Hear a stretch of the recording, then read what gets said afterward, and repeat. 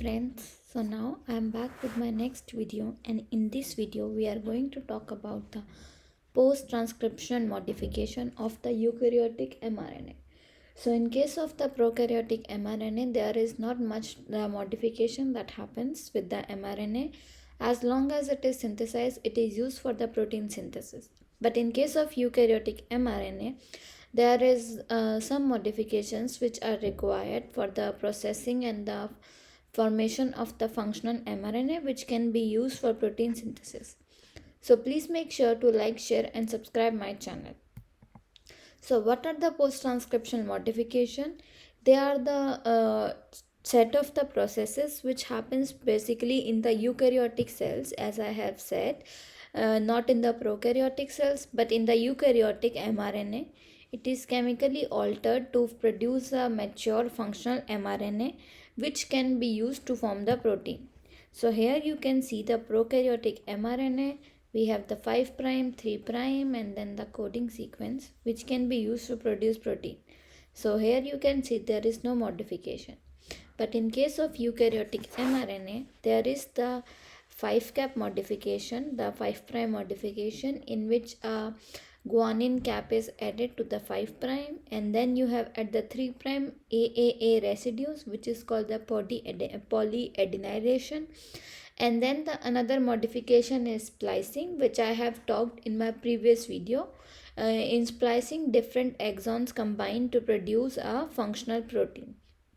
So these and the introns are removed. So these are the three basic modifications which happens to the mRNA before going further for protein synthesis. So splicing I have already talked about in my previous video. If you want to know, you can watch that video. And in today's video we are going to talk about 5' capping of the addition of the guanine bases at the 5' and the addition of the adenine nucleotides at the 3'. So first we will talk about the RNA capping. So as soon as the RNA polymerase 2, so because RNA polymerase 2 in case of eukaryotic in case of eukaryotes is responsible for producing mRNA, and polymerase 1 and 3 is responsible for producing rRNA and tRNA. So this capping only happens with the mRNA, which is by the RNA polymerase 2. As long as the RNA polymerase 2 has produced 25 nucleotide, the modification starts co-transcriptionally, which means that as long as the transcript is being produced, they are modified. So about 25 nucleotide of RNA is produced. The 5' end is modified by a cap, which is consist of a nucleotide, guanine nucleotide. And this reactions is performed by 3 enzymes. So here you can see the first step is a phosphatase, which remove the phosphate from the 5' of the RNA. So here you can see the nascent RNA, which is recently synthesized, right? And then you have different nucleotides and then this phosphate. So the phosphatase, it removes one phosphate group from the 5' and what leaves is a diphosphate nucleotide. And then the guanine nucleotide is added by the guanyl transferase. So here you can see from GTP, the pyrophosphate, 2 phosphates are released and GMP is added to the 5' mRNA.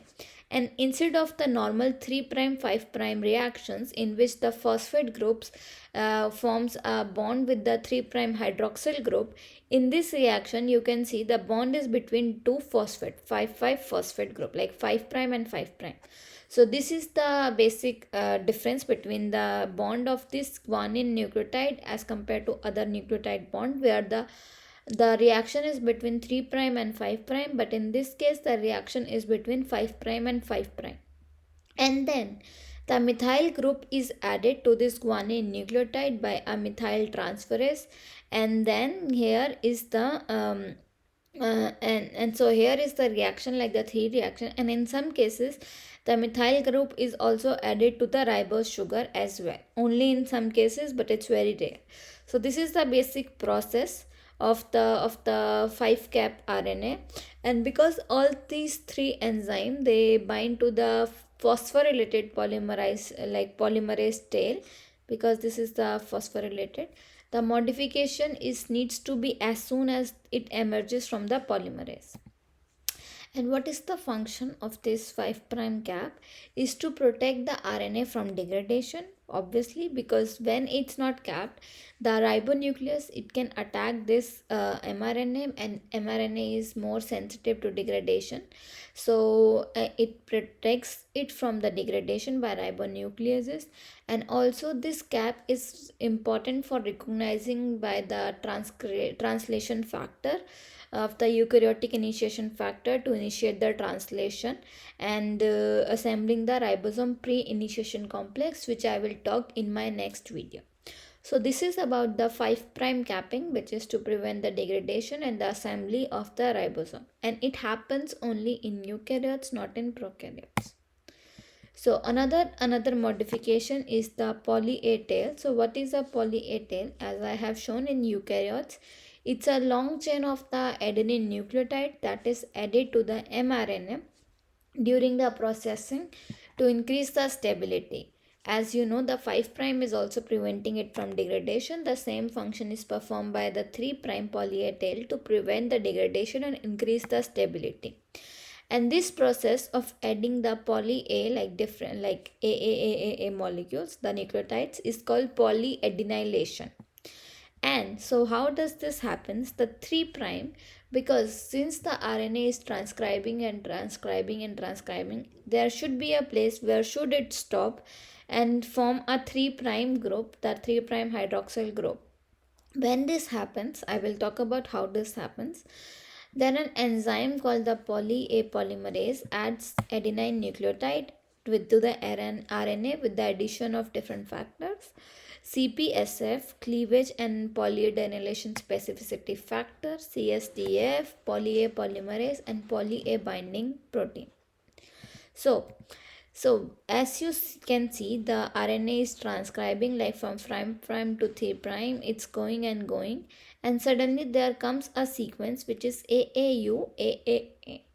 This is the signal which signals to stop the transcription, like to terminate it. So when this signal comes upon recognition by CPCF and CSTF, it is the 3 end is removed by an enzyme by the CF1 and CF2 at the cut site. So upon recognition of this signal, the 3' is freed by this enzyme, as you see, CF1 and CF2. When this is cut by this enzyme, then the PAP, poly-A protein, poly-A binding protein, and poly-A complex, it synthesizes adenine nucleotide at the free end of the pre-mRNA, and it prevents this step from degradation. Okay, so this is how the poly-A tail is added to the 3' of the mRNA, eukaryotic mRNA. And the next step is the splicing, which I have already talked about in my previous video. So I hope it's clear. If you have any doubts, please let me know in the comment section, and please make sure to like, share and subscribe my channel. Thank you.